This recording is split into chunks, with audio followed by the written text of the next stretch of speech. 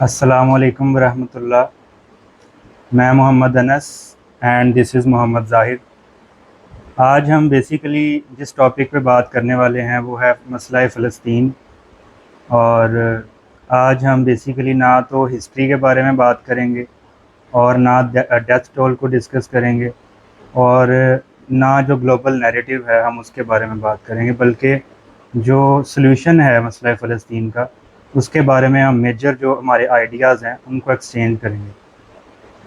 तो ज़ाहिर भाई बताइएगा कि जब भी पाकिस्तान के अंदर कोई बंदा रील देखता है उस पे फ़लस्तीन के जो बच्चे हैं वो शहीद हो रहे होते हैं और ये जो सारी सूरत हाल है, तो सबसे पहला ख्याल जो किसी के माइंड में आता है वो यही आता है कि हम क्या कर सकते हैं इस हवाले से। हम्म, और मतलब एक लाचारी सी सबसे पहले उसके माइंड में आती है। तो ऐसा क्यों है और इसका क्या हल है? जो लाचारी है उसके अंदर तो हमें पता है कि जब आपके पास एक पैकेज जो आपको इस्लाम ने तोहफे में दिया है आपके पास नहीं मौजूद, तो फिर जाहिर सी बात है एक बेबसी तो महसूस होगी। अब जहाँ तक ताल्लुक है कि करना क्या है, वो है बेसिकली कि आपने जो वही पैकेज जो आपको अल्लाह ने तोहफे में दिया है वो आपने अब दोबारा अचीव करना है जो आपने अपने हाथ से खोया था। ये एक है मुख्तसरन अगर कहें। बाकी हम्म। अल्लाह कुरान में जो फरमाता है कि अल्लाह doesn't burden a soul beyond that it can endure, कि अल्लाह किसी पर उसकी ताकत से बढ़कर बोझ नहीं डालता। तो उसके अंदर भी यही है कि जब आपके पास किसी चीज़ की सलाहियत मौजूद है तो फिर अल्लाह सवाल आपसे पूछेगा कि नहीं पूछेगा। इस वजह से हम मजबूर हैं या पाबंद हैं इस चीज़ के कि हम सोल्यूशन के हवाले से लाजमन काम जी करें। बेसिकली वही पूछ रहा हूँ कि हम किस तरीके से जो है हम्म, वो ज़िम्मेदार बनते हैं कि एक टीनेजर फॉर एग्जांपल वो किस तरह से इस ज़िम्मेदारी को समझेगा कि बेसिकली मैं कुछ कर सकता हूँ। मतलब जनरली तो ये देखा गया ना कि हर बंदा ये कहता है कि हुकूमतों का काम है या हम्म, बड़ों का काम है, और बड़े भी मतलब उस लाचार ही हैं बेसिकली। हम्म। तो वो कैसे अपनी ज़िम्मेदारी को समझ पाएगा? देखें, कुरान सबसे बड़ी एक चीज़ है जो आपको जिम्मेदारी दे रही है। ना इस वक्त आपके पास कुरान के इम्प्लीमेंटेड है। हुकूमतों का आपने जिक्र किया, पूरी दुनिया में एक भी ऐसी हुकूमत नहीं है जो इसके हवाले से कंसर्न्ड हो। सोल्यूशन पेश करना बाद की बात है, कंसर्न्ड भी नहीं। मुसलमान जहाँ तक बात है वो भी अक्सरियत कंसर्न नहीं हम्म। है। जो हमें कंसर्न नज़र आते हैं वो मायूस बैठे हैं। अब जो मायूस बैठे हैं उनको बेसिकली हम यहाँ आइडियाज़ देने बैठे हैं कि भाई हमारे जहन में ये आइडिया है, फिल वक्त हम इसी के ऊपर सोच सकते हैं। आपके पास इससे कोई बेहतर है तो आप प्रेजेंट करें। अब ये बेसिकली इशू है ना कि अब ऐसे नहीं हो सकता ना कि कोई प्रॉब्लम आ गया उसका कोई सोल्यूशन ना हो। अब हम्म। सोल्यूशन भी आपके पास अगर मौजूद हो तो आप ये कहें कि भाई हमारे पास सोल्यूशन मौजूद है लेकिन मैं अपनी मायूसी की वजह से उस सोल्यूशन पे काम नहीं करूँगा।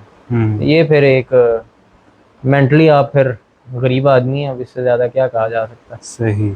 तो इसके अलावा ये था कि जैसे हमारे यहाँ पे प्रोटेस्ट वगैरह किए जाते हैं और जनरली लोग बातचीत करते हैं आपस में, हमास के बारे में बात करते हैं, हिजबुल्लाह के बारे में बात करते हैं, तो आपको नहीं लगता कि वो बेसिकली चैप्टर 71 से स्टार्ट ले रहे हैं? हम्म, हालांकि इसके पीछे कॉज तो कहीं और से आ रही है ना। हम्म, तो अगर हम यहाँ से स्टार्ट करेंगे जबकि पीछे पता ही नहीं आएगा क्या हो रहा है, हम्म। तो आपको नहीं लगता कि इररेलेवेंट हो जाता है डिस्कस करना? प्रोटेस्ट के वाले से। नहीं, बेसिकली जितनी भी प्रोटेस्ट भी उसी में शामिल है, और हम्म, जितना मतलब कोई भी बंदा ये जो अभी करंट डिस्कस करता है कि हमास ने ये कर दिया और फलाना कर हम्म, दिया, लेकिन उसको पीछे की कॉज का नहीं पता कि बेसिकली मामला शुरू कहाँ से हुआ था। हम्म। अच्छा, एक अब इसमें एक तो ये है ना कि फ़लस्तीन के मसले के हवाले से, कि हम्म। फ़लस्तीन के मसले की कॉज एक है, उम्मत के मसले की कॉज। मिसाल है, मैं आपको इसकी एक मिसाल दूँ। जिस दिन ये जो पिछले दिनों अभी फ़लस्तीन के अंदर 100 बच्चे मारे गए हैं, हम्म। जो कि एक डेडलीस्ट अटैक था, वो इधर 100 मारे गए। उसी दिन या उसी दिन के लगभग, अगर मुझे सही से याद है, रोहिंग्या के अंदर 200 मुसलमानों को मारा था। रोहिंग्या हम्म। तो आपके करीबी है। तो अब यहाँ पर अगर हमें कॉज समझ में ना आएगा तो फिर जाहिर सी बात है हम वही के मेंटली मफलूज हैं हम। यहाँ पर जो मेरे जहन में एक चीज़ आती है ना, वो ये है कि फ़लस्तीन का जो मसला है वो एक एक्टिव मसला है। सबसे ज़्यादा जो डेडलीस्ट किस्म का जो मसला है वो है। हम्म। बाकी जितने मसले हैं ना वो अब आपकी तरफ तक रहे हैं कि भाई ये अब फ़लस्तीन के वाले से बात कर रहे हैं, ये अब हमारे लिए भी बात करेंगे। अगर हम नहीं करेंगे तो फिर जाहिर सी बात है जो पहला सवाल जहन में आएगा वो यही आएगा उस बंदे के कि आप फ़लस्तीन के लिए तो बोलते हैं, आप कश्मीर के लिए क्यों नहीं बोलते? आप कश्मीर के लिए तो बोलते हैं, आप रोहिंग्या के लिए क्यों नहीं बोलते? उइगर हम्म। के अंदर जो कुछ हो रहा है, चाइना जो कुछ कर रहा है, आप उसके लिए क्यों नहीं बोलते? अब मैं ये समझता हूँ कि जो फ़लस्तीन का मसला है ना, ये एक गोल्डन अपॉर्चुनिटी है, इसमें कोई शक नहीं, जुल्म हो रहा है, वो सारी चीज़ें ख़त्म होनी चाहिए, लेकिन ये गोल्डन अपॉर्चुनिटी है। इसकी मैं आपको मिसाल इधर से देता हूँ कि आप ये देख लें कि फ़लस्तीन का मसला जब से शुरू होता है, यहूदियों ने डिक्लेयर कर दिया थियोडर हर्ज़ल ने कि भाई हम अपना स्टेट जो है वो बनाएंगे, यहूदी रियासत एक बनाएंगे। उसकी जो पेस थी ना वो इधर इधर तक जा रही थी। अब हॉलोकॉस्ट होता है, उसकी अचानक से जो पेस है वो ऊपर बढ़ जाती, ग्राफ ऊपर जाता है। अब उन्होंने उसको कैश किया और उन्होंने अपनी यहूदी रियासत बनाने में बआसानी उन्होंने दुनिया के सामने एक दिखाया कि भाई ये हुआ है, अब हमें ये दे दो। जी, वो अभी तक उनकी जो है वो बिल्कुल वीडियोस होलोकास्ट के बारे बिल्कुल, में वो अभी चलती है। तक विक्टिम कार्ड उसको दिखाते हैं कि भाई हम हम्म। जो है वो विक्टिम्स हैं, बाकी सारे जालिम हैं। अब फ़लस्तीन का मसला मैं समझता हूँ इसको हम भी यहूदियों की ही तरह एक एक्टिव स्टिमुलस के तौर पे, कैटलिस्ट के तौर पर इस्तेमाल कर सकते हैं, क्योंकि ये वो इशू है कि इससे बढ़कर इस जो एक्टिव इशू है वो हमारे पास मौजूद नहीं है। अब क्यों ना हम इसको एक एज एन अपॉर्चुनिटी देखें और यहाँ से अवेल करें। अब इसकी सिग्निफिकेंस क्या है? फ़लस्तीन के मसले के हवाले से अब सिर्फ जुल्म जबर जो हो रहा है वो तो हो ही रहा है, क्या ये अम्बिया के हवाले से इसकी कोई रिलीजियस सिग्निफिकेंस नहीं है? क्या यहाँ पर आप सल्लल्लाहु अलैहि वसल्लम ने इस तरफ चेहरा करके नमाज नहीं पढ़ी? अब ये मस्जिद अल-अक्सा कोई मोहल्ले की मस्जिद तो है नहीं। जी। और मस्जिद अल-अक्सा के हवाले से भी अगर मैं स्पेसिफिक आपसे बात करूं, हमास ने जो अपना ऑपरेशन शुरू किया था वो क्या कहा था उन्होंने कहा था जी कि हम अल-अक्सा के डिफेंस में आ रहे हैं। फ़लस्तीन के हवाले से आप ये देखें कि उन्होंने जुल्म वगैरह सिर्फ डिस्कस किया, लेकिन उन्होंने जो कोर पॉइंट रखा वो यही था कि भाई हम अल-अक्सा के डिफेंस के अंदर आगे आएंगे। तो फिर मतलब इसका यही वजह हो सकती है ना कि वेस्ट बैंक के अंदर उन्होंने इतनी तबाही नहीं की, क्योंकि बेसिकली हमास जो है वो गज़ा के अंदर पाई जाती थी, तो इस वजह से ही उन्होंने गज़ा को ज़्यादा टारगेट किया। बिल्कुल।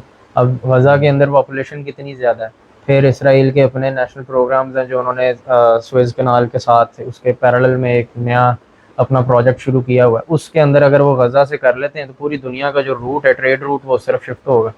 अब ये सारे मसले इतने कॉम्प्लिकेटेड होकर हमारे पास मौजूद हों और हम सिर्फ उसको स्टेट की नज़र से इस तरह से, जो मौजूदा नेशन स्टेट है मैं इसकी बात कर रहा हूँ, इसकी नज़र से देख के सिर्फ ये कहें कि जो ट्रेड होनी चाहिए, ये होना चाहिए, इसके अंदर इसका मतलब वो जो नीचे बंदे मर रहे हैं उनकी तो आप फिक्र नहीं कर रहे, फिर जो मस्जिद अल-अक्सा का इशू है उसकी तो आप फिक्र नहीं कर रहे, फिर आपने प्रोटेस्ट करनी है। मिसाल के तौर पे आपने जिक्र किया प्रोटेस्ट का, जी। प्रोटेस्ट के अंदर मैं सिर्फ मुख्तसरन अगर आपको कहूँ ना, आप सल्लल्लाहु अलैहि वसल्लम की पूरी ज़िंदगी के अंदर इतनी मारें खाई हैं उन्होंने मक्का के अंदर, एक प्रोटेस्ट मुझे दिखा दें उन्होंने किया हो। हज़रत हमज़ा उनके पास, वो बल्कि सहाबा मिन्नत समाजत कर रहे हैं कि या रसूलल्लाह जिहाद का हुक्म करें, उन्होंने जिहाद का भी हुक्म नहीं दिया। क्यों? क्योंकि वो आपके पास एक अम्ब्रेला मौजूद नहीं है जिसमें आपने उसको प्रॉपरली लेकर चलना। यहाँ पर भी प्रोटेस्ट हमें नज़र नहीं आती पूरे मक्का के दौर में, वो एक किस्म का एक रेजिस्टेंस की बात ही कर रहे थे ना सहाबा कि हम रेजिस्ट करें। जी। दूसरे नंबर पर इमाम हुसैन अलैहिस्सलाम का जो मसला है, उन्होंने प्रोटेस्ट किया था जाकर यजीद के सामने कि देखो हमें तुम्हारी हुकूमत नहीं पसंद तो नीचे आ जाओ। नहीं, इस तरह तो नहीं हुआ यानी था। आप कह रहे हैं कि प्रोटेस्ट जो है वो नहीं होना चाहिए? बिल्कुल नहीं होना चाहिए, मुसलमान प्रोटेस्ट नहीं कर सकता। मैं आपको इसकी एक स्टडी के मुताबिक 7 अक्टूबर के ऊपर ये मसला जो है एक्टिव फेज में आया, उससे पहले भी खैर एक्टिव था लेकिन दुनिया को पता नहीं था, लेकिन ये एक प्योरली वॉर लाइक सिचुएशन के अंदर चला गया। 7 अक्टूबर से लेकर एक स्टडी के मुताबिक 24 नवंबर के दरमियान 7283 प्रोटेस्ट हुए पूरी दुनिया में अक्रॉस 118 कंट्रीज। क्या अचीव किया आपने उससे? और सबसे बड़ी बात, प्रोटेस्ट, मैं बड़ी दफ़ा बात कहता हूँ, प्रोटेस्ट आप जालिम के आगे हाथ फैला रहे हैं। चले मैं मानता हूँ आपने प्रोटेस्ट की, क्या आपने उससे अचीव करना है? गवर्नमेंट को प्रेशराइज करना है, उसमें फिर प्रोबेबिलिटी ज़्यादा आ जाती हैं। अच्छा, अगर मैं प्रोटेस्ट करूँगा, अगर हुकूमत मान गई और अगर हुकूमत ने वहाँ पर जाना शुरू कर दिया, हमने ये जिस तरह सेव गज़ा कैंपेन का कि ICJ का उन्होंने डिस्कस किया, अगर हुकूमत जो है वो ICJ में साउथ अफ्रीका के साथ खड़ी हो गई, अगर वो केस हम जीत गए, ICJ किसका इदारा है? वेस्टर्न सिविलाइजेशन की एक प्रोडक्ट है ना, तो हम उससे ये एक्सपेक्ट नहीं कर सकते कि जो हमारा इस्लामिक कॉज है उसके हवाले से वो कुछ करेंगे। अब अगर ICJ ने जो फैसला देना है वो वर्डिक्ट पास कर दिया हमारे हक में, अगर अब वो इम्प्लीमेंट हो, अगर अमेरिका उसको करने दे, अब अगर आप वो जीत जाएं और अगर उस पूरे के पूरे प्रोसीजर के अंदर आपकी जो अपनी हुकूमत है पाकिस्तान की वो आपको सपोर्ट करे, ये इतने ज़्यादा इफ्स हैं इसके अंदर, ये एक मिराकुलस सिचुएशन लगती, तो फिर ये लॉन्ग टर्म होगा या दूसरा लॉन्ग टर्म ज़्यादा बेहतर है जिसके अंदर हमारे पास वो जो मैंने इस्लाम के पैकेज की डिस्कस की वो इस्लामिक स्टेट अचीव करना। सिंपल है। सही। तो वैसे मेरा मेरा ज़ाती ये ख्याल है कि जो प्रोटेस्ट हो रहे हैं, ठीक है, मतलब वो कुछ ना कुछ तो वैल्यू ऐड कर ही रहे हैं। मिसाल के तौर पे ऐसे लोग हैं जैसे जिनको बिल्कुल भी नहीं पता, जो मतलब कि इस्लामिक डेफिनेशन से भी आ रही हैं और वैसे भी मॉरली भी इतने जो हैं वो अप नहीं हैं। तो जब वो देखते हैं यूनिवर्सिटीज़ के अंदर वॉक्स होती हैं और प्रोटेस्ट होते हैं तो उनके दिल में कुछ ना कुछ तो जुम्बिश आएगी ना। क्या आपको नहीं लगता कि थोड़ा सा फायदा एक है किसी को पता लग जाना, एक है जो रास्ता आपने चुना है वो किसी मंजिल तक लेके जाए। किसी को पता लगवाने के लिए और भी बड़े ज़राए मौजूद हैं। पॉलिटिकल पार्टीज से सीख लें, इमरान खान साहब से आप देख लें, 5 साल के अंदर किसी भी टाइम पीरियड के अंदर उनकी हुकूमत गिरती है, वो जलसे जुलूस शुरू कर लेते हैं। जलसे उन्होंने शुरू करने, जगह जगह जगह अवेयरनेस ही देनी है ना। आपने जिस तरह जिक्र किया प्रोटेस्ट से आप कह रहे हैं कि जुम्बिश पैदा होती, वो आप जलसे से अचीव कर रहे हैं। जब आप प्रोटेस्ट करते हैं ना तो फिर आप ये मुसलमान का वकार खो बैठते हैं कि ये हम आपके आगे हाथ फैलाए बैठे हैं, हमें कुछ दे दो आप। अब वो आपकी बात तो मानने से रहे। ये आपके सामने डेटा जो मैंने आपको दिया, 7,283 प्रोटेस्ट हुए पूरी दुनिया में। छोटे प्रोटेस्ट नहीं, लाखों की तादाद में लोग जाते हैं। क्या अचीव किया उससे? वो प्रोटेस्ट जो है वो बेसिकली एक सेंस ऑफ थ्रेट तो देती है, एक सेंटिमेंट डेवलप हो जाता है कि गवर्नमेंट जो एक दफ़ा थ्रेट में आ जाती है किसी ना किसी सतह पर कि ये जो मौजूदा हमारी आवाम है किसी भी वक्त ये रिबेलियन की तरफ आ सकते हैं। लेकिन जो प्रेशराइज करना है उसके लिए हमारे पास पॉइंट्स कुछ और ये है। यानी आप कह रहे हैं कि प्रोटेस्ट के ज़रिए से गवर्नमेंट जो है वो एक्चुअल में प्रेशराइज नहीं होती। सही है। अच्छा, एक और जाहिर भाई क्वेश्चन खड़ा होता है कि अभी तो मतलब जैसे सेव गज़ा वाले हैं वो प्रोटेस्ट कर रहे हैं पूरे पाकिस्तान के अंदर, डिफरेंट सिटीज़ के अंदर। तो जो टीनेजर है, एक बच्चा है, जब वो ये प्रोटेस्ट देखता है तो उसका क्या इम्पैक्ट पड़ता है? क्या उसे ये फील होता है क्या कि हम कर ही प्रोटेस्ट सकते हैं? या फिर जो आप बात कर रहे हैं इस्लामिक स्टेट की, तो इस्लामिक स्टेट के लिए तो मतलब एक जनरेशन को बिल्कुल एक अलग डेफिनेशंस देनी चाहिए थी, लेकिन यहाँ पे तो बिल्कुल एक ऑपोजिट चीज़ हो रही है। तो फिर आपको क्या लगता है फ्यूचर जनरेशन जो है वो किस तरह इस हकीकत को समझ पाएगी कि बेसिकली करना क्या है? अच्छा, मैं इसमें ये कहता हूँ कि अब आपके पास सोल्यूशन एक ही है। फ़लस्तीन का मसला हो, कश्मीर का हो, यमन का हो, सूडान का हो, पूरी दुनिया के अंदर एक भी ऐसी मुस्लिम रियासत नहीं है जो फ़लस्तीन के हवाले से एक हार्डकोर किस्म की स्टेटमेंट ही दे दे। अब हम इनसे तवक्को लगाए बैठे रहें, जो वेस्टर्न पपेट्स हैं, to be very frank, western puppets हैं। ये भूल जाएं कि इन्होंने आपकी जो डिमांड्स हैं वो पूरी कर लेनी है। अब ये सारी चीज़ें अगर आपके सामने हो रही हों तो इसमें सोल्यूशन फिर क्या नज़र आता है हमारे पास? इस्लामिक स्टेट पैकेज अल्लाह ने हमें तोहफे में दिया हुआ है, हम उस पैकेज को साइड पे रखें, प्रॉब्लम क्रिएट हो किसी और वजह से, फिर हम कहें जी इस्लाम से उसको सॉल्व करना है। ऐसे तो नहीं ना।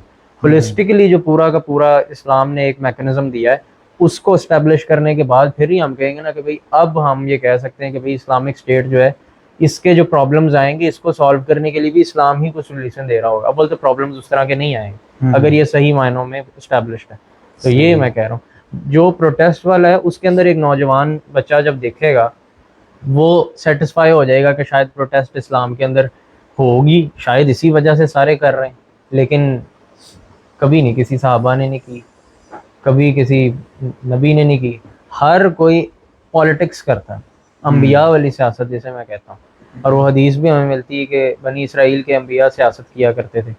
अब वो सियासत करते थे, वो सियासत जो है इमरान खान नवाज शरीफ वाली सियासत की बात नहीं। जी। सियासत के जी पावर को आप यूटिलाइज कैसे कर रहे हैं। हज़रत उमर रज़ियल्लाहु तआला अन्हु के वाले से आप देख लें, आप सल्लल्लाहु अलैहि वसल्लम की डायरेक्ट सिंसेयर दुआ की एक प्रोडक्ट है।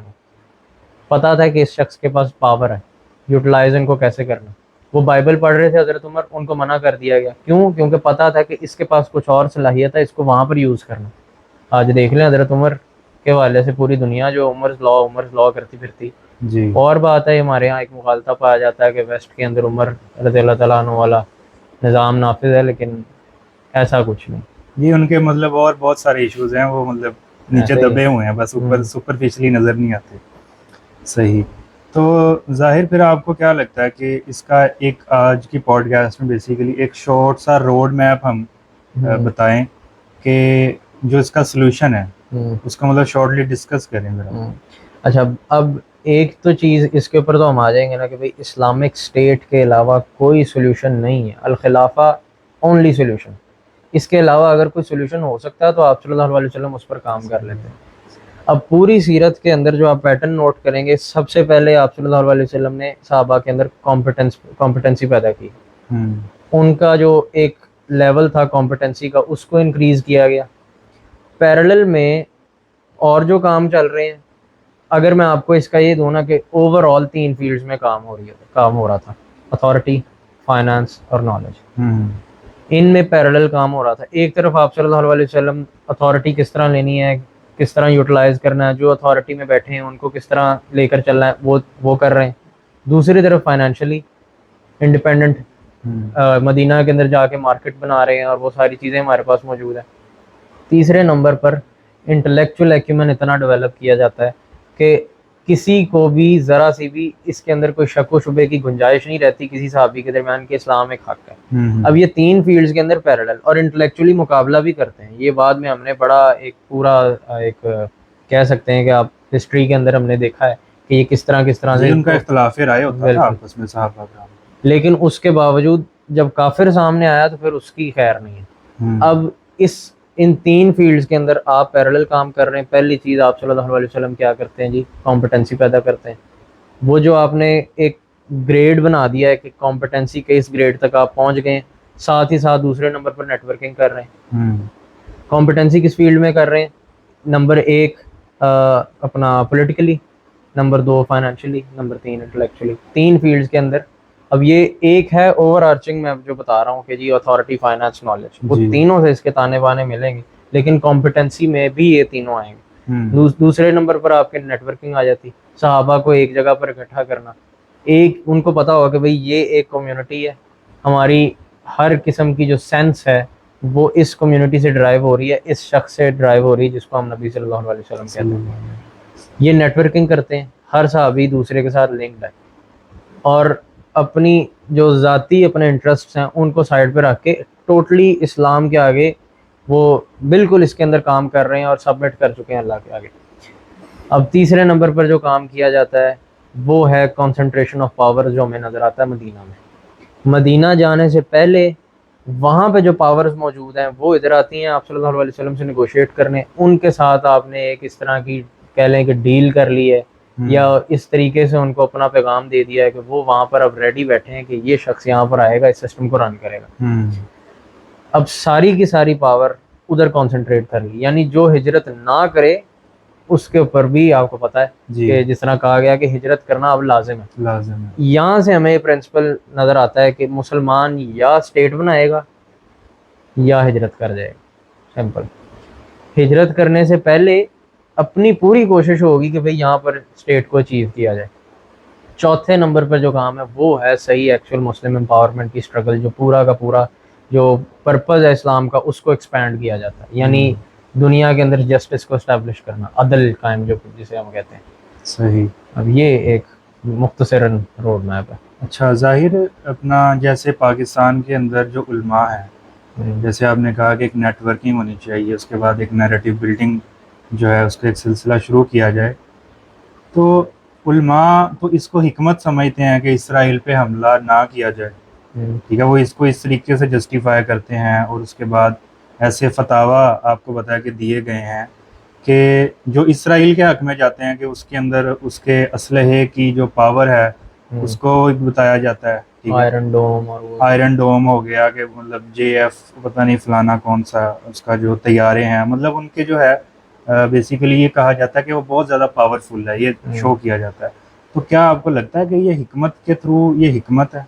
देखिए, हमें ना, मैं ये सबको ये कहता हूँ कि एक चीज़ किसी को समझ में आ गई ना, एपिस्टेमोलॉजी। अब इस्लामिक एपिस्टेमोलॉजी क्या है, हमें सबको एपिस्टेमोलॉजी क्या है, मैंने पहले भी अक्सर इसका जिक्र किया। इल्मियात, यानी कि नॉलेज का सोर्स क्या है। जिसको ये एपिस्टेमोलॉजी समझ में आ गई वो कभी भी कंफ्यूज नहीं होगा। मुसलमान को पता है कि मेरी एपिस्टेमोलॉजिकल बेसिस जो है वो कुरान और सुन्नत है।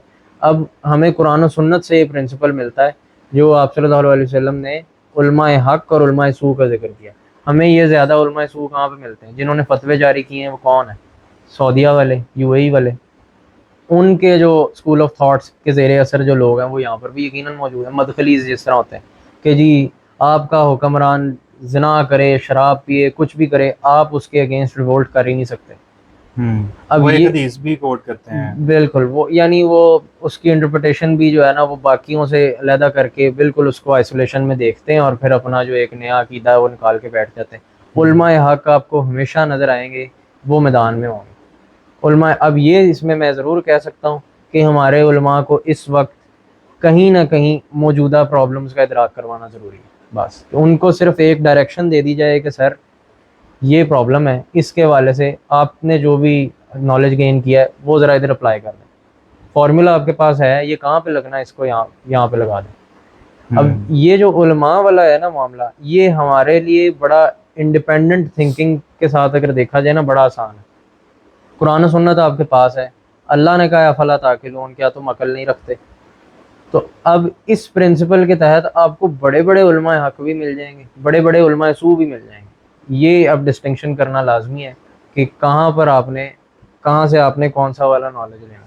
ये एक हिकमत के जी हम इसराइल से ऐसे तो वैसे, ये चीज़ें मेरे ख्याल में इसके पीछे कोई भी किसी किस्म का इस तरह का मवाद मौजूद नहीं है कि भाई सब्सटैंशियल बेसिस पे कह दिया जाए कि भाई इसराइल जो है ना वो क्या बात।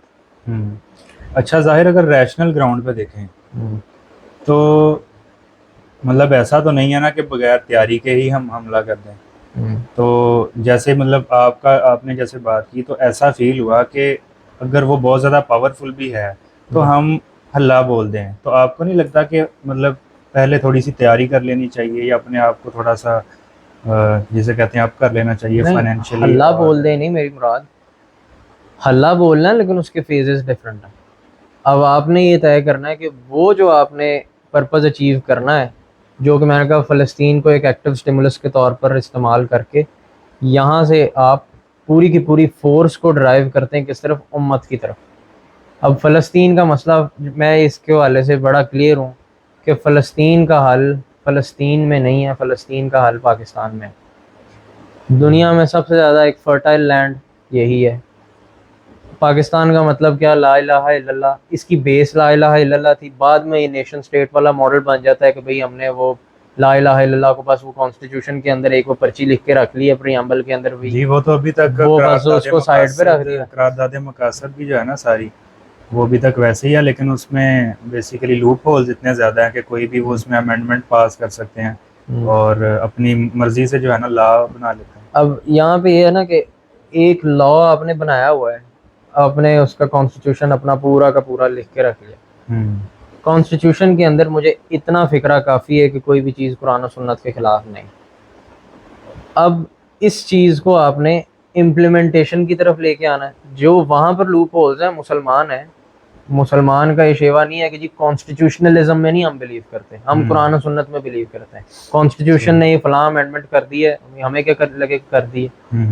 हम उसको तब मानेंगे जब वो कुरान और सुन्नत के मुताबिक है, नहीं तो फिर स्टेट जो है वो बगावत कर रहा है, इसका मतलब अल्लाह से बगावत कर रहा है वो खुल्लम खुल्ला। इस वजह से वो हल्ला बोलने वाला जो है वो मुराद ये कि आप एक फेज के अंदर काम कर रहे हैं, स्टेप बाय स्टेप चल रहे हैं। बोलना है आपने हल्ला ही है इसराइल पे, और क्या हल, इसके अलावा कोई सोल्यूशन किसी के पास है तो वो प्रेजेंट कर दे कि भाई हल्ला नहीं कर। टू स्टेट की भी चलती है ना हमारे यहाँ। वो देखें, ये मैं एक दफ़ा ना इसको ज़रा टोटली डीकंस्ट्रक्ट कर लें टू स्टेट सोल्यूशन को। ये लोगों में जो पाया जाता है कि two state solution, two state solution, क्या बचा है फ़लस्तीन के पास?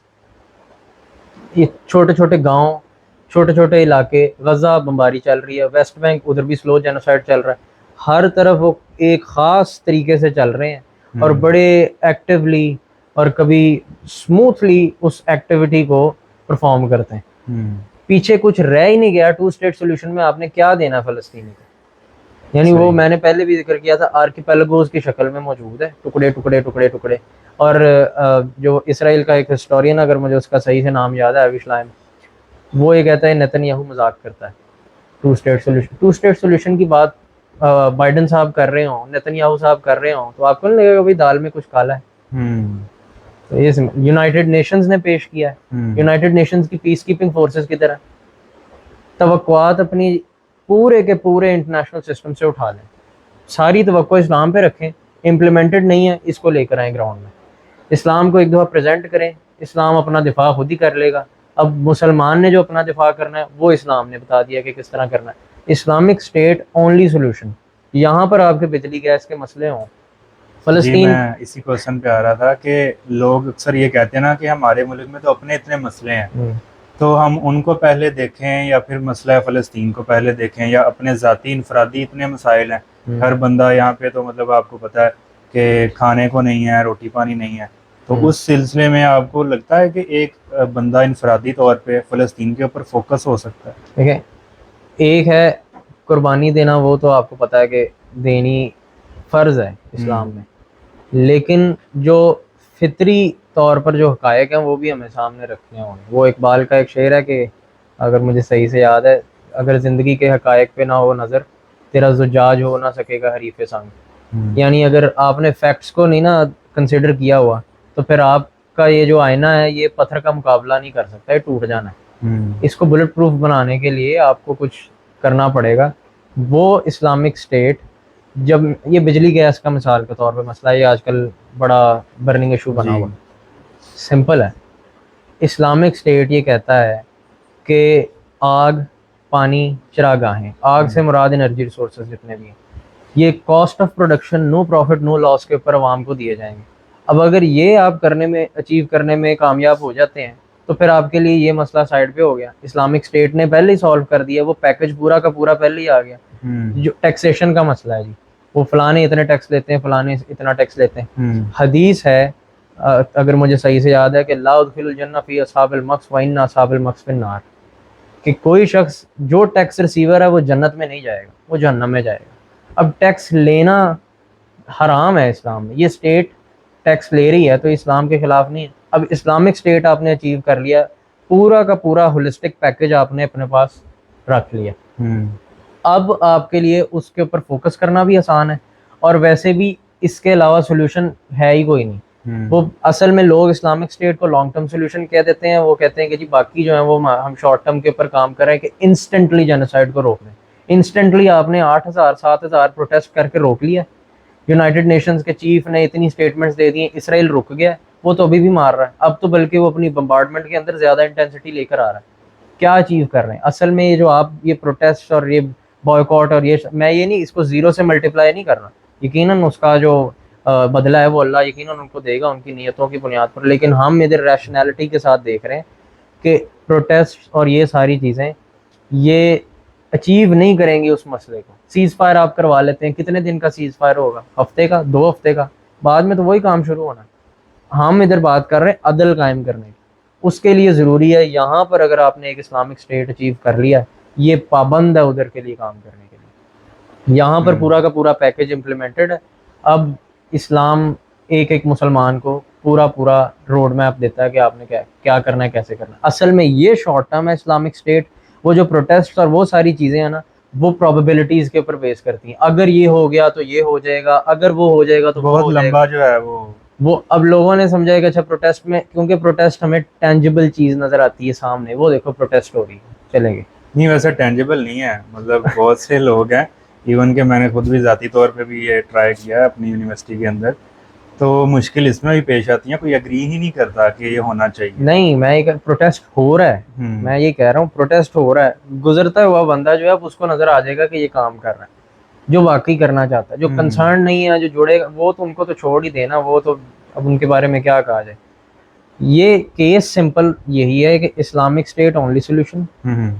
जो प्रोटेस्ट और बाकी जितने भी शॉर्ट टर्म पेश किए जाते हैं, उसको मैं पहले भी कहा ज़ीरो से मैं मल्टीप्लाई नहीं कर रहा, सही है, लेकिन आपने एक short term goal short term ही होता है। सही, आपने सीज फायर करवा लिया है, सीज फायर करवाना वो मकसद दोबारा शुरू हो जाएगा। बिल्कुल। बाय द वे, वैसे मुझे ये अंदाज़ा हो गया था जब मैंने वाक की ना पहली दफ़ा यूनिवर्सिटी में करवाई थी हम सब ने ना दोस्तों ने, तो उसमें ये अंदाज़ा हो गया था कि बेसिकली पब्लिक की ना नैरेटिव बिल्डिंग करना बहुत ज़रूरी है, क्योंकि उन्हें पता ही नहीं है हमारा दुश्मन है कौन है। ठीक है, जब तक वही नहीं पता होगा तो वो नारों में जज्बात होंगे, उसमें रैशनैलिटी नहीं होगी बेसिकली। बिल्कुल। तो यानी आप कह रहे हैं कि इस्लामिक स्टेट जो है वो अल्टीमेट सोल्यूशन है वो हर सॉल्व उस करेगा। इशू का जो पाकिस्तान में पाया जाता है और जो बॉर्डर्स के अक्रॉस भी पाया जाता है। पूरी दुनिया का हर इशू उसका सोल्यूशन इस्लाम में है। ये हमारा ईमान है बतौर मुसलमान जी। इसके अलावा अगर कोई सोल्यूशन होता तो आज कब का ये मसला ख़त्म हो चुका होता। अब बात ये है कि आपने ये जो बाकी चीज़ें हो रही हैं यकीनन उसके ऊपर जो आप काम कर रहे हैं उसमें से हर वो चीज़ जो इस्लाम के साथ मैच कर रही है आप करें। जिस तरह बॉयकॉट है, बॉयकॉट के ऊपर बात करते हैं ना। बॉयकॉट एक है इंडिविजुअल कैपेसिटी में आप कोका कोला डालने लगे हैं लेकिन आप रुक जाते हैं नहीं पीनी। एक आप स्टेट लेवल के ऊपर ट्रेड बंद कर देते हैं। बॉयकॉट आप करते हैं वेस्टर्न सिविलाइजेशन का, तो फिर वो कैसे नहीं आएंगे आपके पैरों में। इसकी मिसाल नेटो वाला मसला हुआ था ना पाकिस्तान में, गैरत दिखाने की ज़रूरत है। पाकिस्तान अगर एक दफ़ा उनकी जो नेटो की सप्लाई लाइन बंद करता है, अमेरिका आता नहीं आपके पास बात करने। बिल्कुल आता है। गैरत दिखाने की ज़रूरत है, वो बस हम दिखा नहीं रहे और वो हमें तवक्को भी नहीं है स्टेट से, वो हम मुसलमानों को ही करना पड़ेगा जिनके लिए इस्लाम कोई मायने रखता है। सही। तो इंशाल्लाह नेक्स्ट पॉडकास्ट में हम एक तो ये इस्लामिक सिस्टम जो हमने अल्टीमेट सॉल्यूशन जो है डिसाइड किया, बल्कि मतलब रैशनैलिटी के बेस पे हमने अखज़ की है ये बात, तो इसको हम देखेंगे कि इसमें कौन कौन से प्रॉब्लम्स आ सकते हैं। बेसिकली अगर इसको लागू करना है उसमें ऑब्वियसली हर किसी को पता ही है कि कैसे लागू करेंगे और क्यों लागू होना चाहिए, उसमें डिटेल्ड हम डिस्कशन इंशाल्लाह नेक्स्ट पॉडकास्ट में करेंगे। और जो फ़लस्तीन की हिस्ट्री है वो भी हम इंशाल्लाह नेक्स्ट पॉडकास्ट में करेंगे। बहुत शुक्रिया आपने टाइम दिया। अस्सलाम वालेकुम।